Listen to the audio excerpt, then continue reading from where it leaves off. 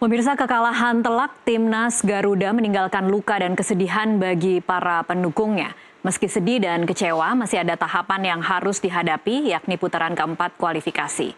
Bagaimana reaksi warganet, khususnya para supporter Timnas? Bagaimana pula cara move on dari mimpi buruk di Osaka dan menatap Piala Dunia?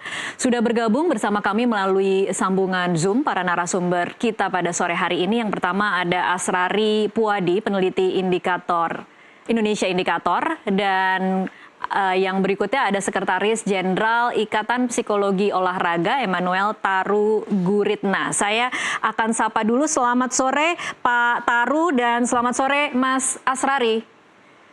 Selamat sore Mbak Tasya, selamat sore Mas Asrari. Oke, baik, saya ke Pak Taru terlebih dahulu untuk mengetahui apa sebenarnya secara psikologi olahraga ya Pak Taru yang terjadi kepada pemain setelah kalah dengan sangat mengenaskan tanpa perlawanan 6-0. Baik Mbak Tasya, selamat sore para pemirsa semuanya. Pertama saya mengucapkan rasa apresiasi saya kepada pemain Timnas juga dengan tim pendukungnya, pelatih Patrick Kluivert dan lain-lainnya, karena pada kemarin sore itu memang hasilnya kita kecewa karena kita kalah, tapi kalau kita lihat sebenarnya dalam pertandingan itu juga terlihat ada berbagai macam usaha gitu ya. Kalau kita lihat di awal-awal pertandingan maupun di akhir pertandingan itu memang kelihatan tim kita kan tidak menyerah begitu saja gitu ya. Yeah. Kalau kita perhatikan dari apa yang dilakukan oleh penjaga gawang dan juga pemain belakang, mereka benar-benar berusaha gitu ya. Namun memang kita juga menyadari bahwa yang dilawan ini memang tim terbaik di Asia dan termasuk 20 tim terbaik di dunia, sehingga kalau misalkan kalah dan kecewa adalah sesuatu yang wajar. Jadi rasa kecewa itu adalah emosi yang wajar aja, karena memang itu akan terjadi pada setiap orang manakala ada harapan yang tidak terjadi seperti yang diharapkan gitu. Baik. Namun yang perlu perlu diantisipasi, perlu dipersiapkan dan lain-lain adalah reaksi terhadap rasa kecewa itu gitu ya. Baik. Dan saya lihat apa yang disampaikan oleh pelatih dan juga oleh kapten JEJ segala macam, mereka cukup punya rasa legowo gitu ya, bisa menerima kekalahan itu adalah sesuatu hal yang baik. Karena emosi itu kalau dia diterima maka akan membuat badan menjadi lebih nyaman. Dan mereka tahu, kita tahu juga Patrick Kluivert langsung menyatakan bahwa real yang akan kita hadapi adalah 3-4 bulan ke depan, dan itu waktu yang sangat cukup untuk katakanlah melakukan proses-proses resiliensi. Menurut saya itu Mbak. Oke, baik. Pak Taru, tapi kan kalau ini kita bicara atlet ya, mungkin agak berbeda dengan manusia biasa. Harusnya lebih terbiasa dengan naik turun emosi, menang kalah ya. Tetapi mungkin dari pengalaman Anda bisa diceritakan ketika memang sudah dalam rangkaian menuju ke kualifikasi Piala Dunia, harapan begitu besar, ekspektasi publik juga begitu tinggi. Apakah kemudian memang naik turunnya itu akan lebih terasa dan perlu support dari bantuan dari tenaga ahli, dari psikolog-psikolog yang memang spesialis untuk olahraga? Baik, Mbak Tasya, kalau kita perhatikan di timnas saat ini juga ada pelatih mental dan juga kayaknya latar belakangnya juga psikologis juga di timnya pelatih Patrick Kluivert gitu ya. Jadi saya rasa di tim itu sendiri juga sudah mengetahui gitu ya apa yang harus dilakukan, dan mereka ini kan pemain profesional ya. Gitu. Jadi mereka tahu persis siapa yang akan dihadapi gitu. Jadi persiapan menata hati, menata mental itu juga sudah pasti sudah dilakukan. Dan yang menarik sebenarnya adalah posisi kita waktu melawan Jepang itu kan pada dasarnya kita sudah mencapai target awal begitu ya, bahwa kita akan lolos dari dari kualifikasi ini untuk bertanding di putaran keempat gitu. Itu kalau nggak salah itu target utamanya kan ke situ. Jadi secara target sebenarnya tim ini baik, sangat baik bahkan gitu ya, karena sudah melewati apa yang dicapai oleh mungkin pemain-pemain kita sebelumnya. Iya. Jadi dari sisi itu saya pikir apa namanya, apalagi mereka juga profesional, mereka sudah terbiasa kalah dan menang. Seperti yang dikatakan oleh JHS. Jadi sekarang saat ini adalah pikiran kita adalah bagaimana kita menata hati, menata pikiran, menyiapkan fisik untuk menyusun strategi yang tepat untuk pertandingan di Arab Saudi atau di Qatar 3-4 bulan mendatang. Oke. Gitu Mbak Tasya. Pak Taru, tapi kan seberapapun ditata hatinya, dipersiapkan mentalnya, kemarin juga memang ketika berangkat kita melihat bahwa ini tuh ada kata-kata bahwa pertandingan ini tidak terlalu, dalam tanda kutip, tidak terlalu penting karena kita sudah lolos untuk ke putaran 4. Tetapi kan ketika seorang pemain atau dalam hal ini 11 pemain ya, yang kemudian berganti dengan cadangan, bermain 90 menit, lelah dan keinginan untuk atau rasa frustrasi untuk mencoba melakukan serangan itu kan pasti mau tidak mau kan akan terlihat ya. Kalau dari pengamatan Pak Taru sendiri kemarin setelah pertandingan itu usai, siapa yang Anda lihat mungkin paling terpukul? Kalau dilihat hampir semua wajahnya memang tidak ada yang menunjukkan rasa sukacita ya. Semuanya wajahnya adalah wajah-wajah yang kalau boleh dikatakan mungkin istilah saya ada agak muram gitu ya, senyumnya tipis-tipis aja gitu. Namun kalau kita perhatikan dari semua yang akhirnya diwawancara oleh wartawan, saya pikir Kapten JHS sudah menunjukkan tanggung jawab itu gitu, dan dia memang jujur juga dia sampaikan bahwa ini sangat, kami juga kecewa dengan hasil ini gitu.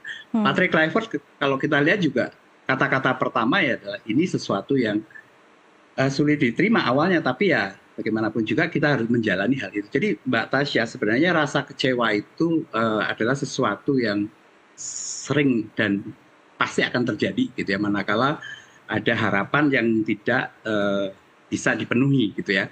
Dan dalam pertandingan kemarin memang mungkin yang kita lihat itu adalah kita harus mengakui gitu ya bahwa pemain kita memang masih kalah kelas gitu dibandingkan dengan Jepang. Cuman yang utama adalah bagaimana para pemain ini bisa melihat dan melihat sisi itu, dan kemudian bagaimana dia bisa bangkit gitu. Sebenarnya pertandingan kemarin menjadi sesuatu hal yang menurut saya sangat positif gitu ya, karena di dalam pertandingan kemarin itu mereka bisa tahu nih, aku kalau lawan yang lebih tinggi ini kekuatanku di mana gitu. Dan kekuranganku di mana. Jadi justru kita bisa tahu, oh pemain Jepang ternyata kalau yang dengan model kayak gini dia nggak bisa tembus, tapi kalau kita mainnya seperti ini dia akan mudah tembus. Jadi itu sebagai sesuatu yang penting dari proses resiliensi itu sendiri adalah memaknai daripada pertandingan kemarin itu seperti apa. Dan menurut saya proses pemaknanya sangat positif gitu ya. Baik, jadi harus dimaknai dan harus jadi pembelajaran begitu kira-kira ya Pak Taru. Oke. Kurang lebih gitu Mbak Tasya. Baik, saya bergeser dulu ke Mas Asrari, sudah bergabung kembali Mas Asrari. Halo Mbak. Iya, Mas Asrari mungkin bisa diceritakan seperti apa perbincangan netizen pasca kekalahan Timnas Indonesia melawan Jepang semalam? Tentu kalau secara besaran ekspor di seru Mbak, maksudnya banyak sekali dalam tanggal dari 10 Juni sampai hari ini ya, sampai Juni ya. Jadi kalau kami mencatat ada 33.000 lebih perbincangan. Mas Asrari, mohon maaf ini audionya agak kurang jelas. Gimana? Audionya kurang jelas. Jadi kedengaran nggak Pak? Halo? Mungkin harus dilepas saja headsetnya Mas Asrari biar lebih jelas. Oh ya, benar ya. Iya. Mungkin bisa diceritakan juga berapa persentase komen-komen positif dan komen-komen negatif. Oh, ini kedengaran nggak Pak? Iya, lebih jelas. Silahkan Mas. Oke, jadi memang ada 33.000 lebih kemudian perbincangan yang tercatat dari kemarin 10 Juni sampai hari ini. Itu yang pertama. Kemudian yang kedua, secara sentimen juga kami ekspektasinya itu sentimen negatifnya bakal besar gitu Mbak. Tapi setelah kami cek di data ternyata tidak sebesar yang juga kita bayangkan gitu kan. Walaupun kekalahannya tadi yang disebutkan adalah kekalahannya cukup telak gitu loh. 6-0 gitu. Nah, di kami mencatat sentimen positif justru masih lebih unggul, 38% totalnya dibanding dengan sentimen negatif yang kisaran 31%. Berarti ada selisih 7%-an lah antara positif dan negatif. Lebih besar positifnya ya berarti Mas Asrari? Emotion trust yang ya emotion trust yang dimana ini mengindikasikan bahwa meskipun tadi yang saya bilang kita sedang kalah telak 6-0 nih melawan timnas Jepang gitu ya, tapi di sisi lain juga optimisme itu tetap tumbuh. Tadi Pak Taru juga ada bilang bahwa ini adalah mungkin satu-satunya jalan gitu ya bagi kita untuk kembali bergaung di dunia sepak bola, mengingat juga musuh kita menjadi salah satu timnas yang punya nama cukup besar di Asia. Dan ini kan kalau kita lihat dari sisi sudut pandang positif itu Mbak, Iya. berarti kan bahwa timnas Jepang tidak mengendurkan dirinya gitu loh melawan Indonesia gitu, tetap powerful, tidak memandang remeh Indonesia. Oh ini tim yang dari Asia Tenggara atau apa ya, tapi tetap bertarung full. Dan kita juga melihat kemarin meskipun kritik-kritik juga muncul dari publik gitu, dari netizen misalnya dari cara setting formasinya yang dianggap sering terbuka gitu, pertahanannya yang masih banyak lolos gitu kan. Dan yang paling disorot sebenarnya publik itu kan punya expect Mbak, bahwa mungkin memang akan kalah gitu, tapi tidak sebesar 6-0 ini Mbak. Nah itu yang buat netizen tuh berasanya harusnya nggak sampai segitu gitu, kok jadinya sampai 6 gitu. Karena kan sebelumnya ada proses pertandingan yang melawan Cina yang cukup bikin euforia kita lah lebih besar di situ. Nah, dan kalau kita bicara timnas ini kan dari sudut pandang olahraga juga tidak bisa kita tinggalkan bahwa ini juga sumber optimisme, sumber kebahagiaannya netizen lah Mbak. Iya. Nah kemarin itu baru bahagia banget nih lawan Cina menang, tiba-tiba kebahagiaannya hilang gitu loh. Iya. Dan terpuruk lah kira-kira gitu. Iya, babak belur ya Mas Asrari. Babak belur. Yang babak belur gitu. Nah ini yang membuat netizen tuh gusar gitu loh. Lagi senang-senangnya, lagi demen-demennya lah sama timnas, tiba-tiba kalahnya lumayan besar. Nah ini yang kemudian ya dari satu sisi meskipun secara angka gitu Mbak, itu tetap optimisme ataupun emotion trust itu terbaca lebih banyak dibandingkan emosi-emosi yang lain. Dan mungkin dari semua data itu saya bisa bilang kesimpulannya adalah meskipun skornya kalah 6-0 tapi skor timnas di mata netizen itu tetap 100 lah kira-kira gitu. Oke, baik. Tapi saya ingin mendalami sedikit lagi soal suara-suara kritis yang tadi dianggap sebagai sesuatu yang negatif, Mas Asrari. Itu lebih kepada siapa? Lebih kepada individu kah? Lebih kepada performa chemistry pemain atau kepada pelatih? Nah ini biasanya tipikalnya gini nih Mbak, netizen nih. Kalau pada saat menang, biasanya yang disorot itu person by person. Nah kalau pada saat kalah, ini yang dibicarakan adalah orkestrasi timnya nih, ini yang disalahkan semua. Jadi kalau kemarin kita melihatnya tidak terspesifikkan kepada salah satu pemain, meskipun ada beberapa nama di-mention, terutama yang posisinya di back pertahanan gitu ya Mbak, itu yang di-mention. Kemudian juga mungkin ini juga strategi dari pelatih yang dirasa kayaknya yang tadi saya bilang mungkin memang sengaja dalam tanda kutip gitu ya, mengendurkan diri di pertandingan ini.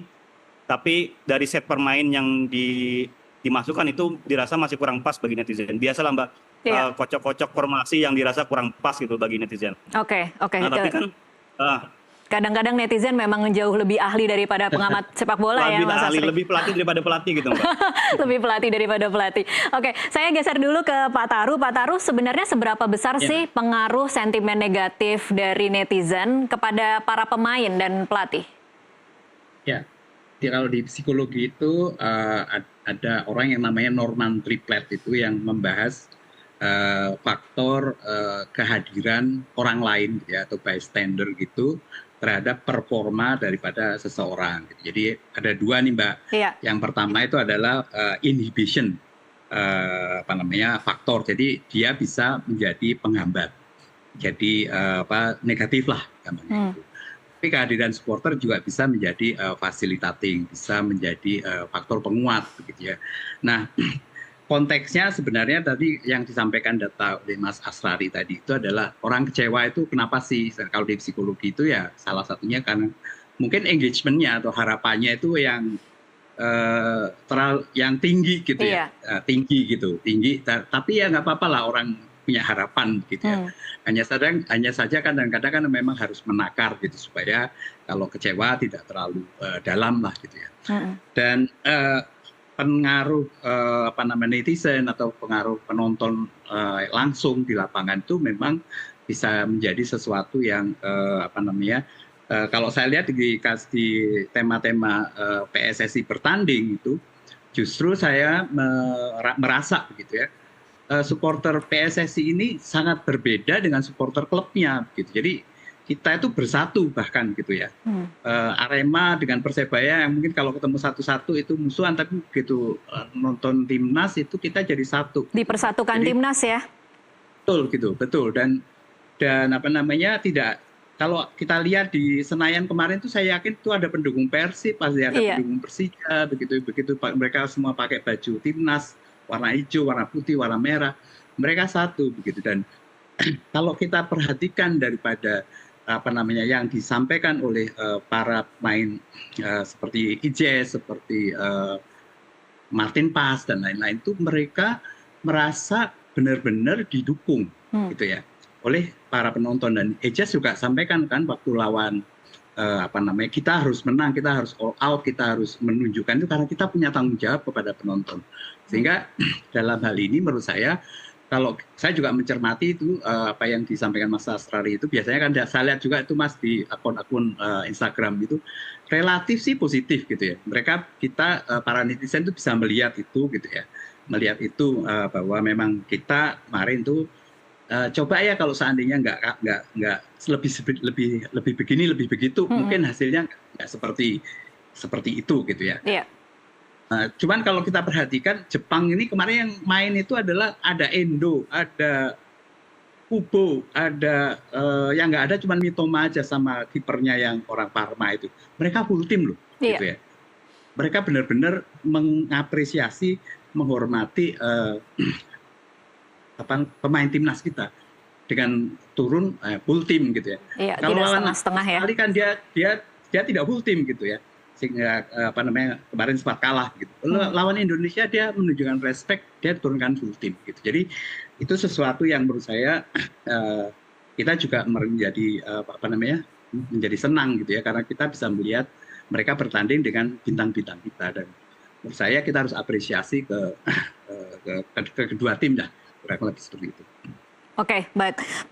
Cukup menarik juga bagaimana perspektif Pak Taru tadi menempatkan bahwa kita dihadapkan atau kita diperlakukan dengan cukup serius, itu saja sebenarnya harusnya menjadi sesuatu yang kita hargai ketimbang kita diperlakukan dengan agak setengah hati atau setengah tenaga tapi kemudian bisa menghasilkan poin. Lebih baik seperti ini begitu ya kira-kira Pak Taru. Tapi saya sebelum break ingin sedikit membahas catatan Pak Taru terhadap Emil Audero, kiper yang semalam secara mental pasti cukup tertekan karena harus bertubi-tubi menghadapi serangan. Kita melihat bagaimana di gol pertama dan gol kedua agak terlihat kesal karena kebobolan, tapi kemudian di gol selanjutnya justru dia terlihat cukup stabil secara emosi. Apa mungkin catatan Pak Taru?